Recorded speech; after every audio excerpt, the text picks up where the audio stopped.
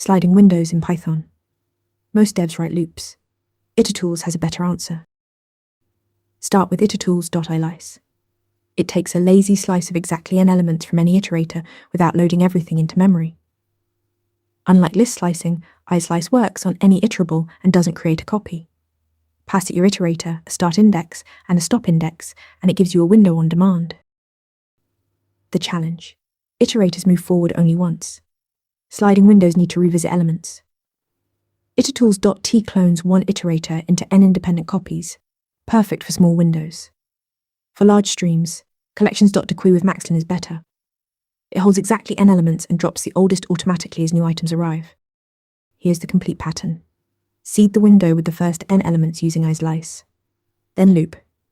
Advance by 1, yield the current window. With deque, this is just appending each new element. Maxlin handles eviction automatically, and you yield a tuple of the buffer each iteration. 2 shortcuts. The zip trick pairs t copies offset by a slice. Overlapping pairs in one line.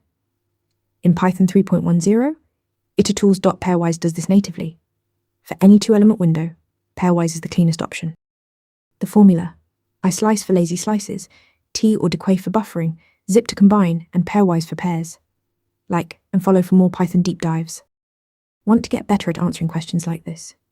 With Interview Mentor, you practice real interview questions out loud. You get personalized feedback and a grade on every answer, and you can track your improvement over time.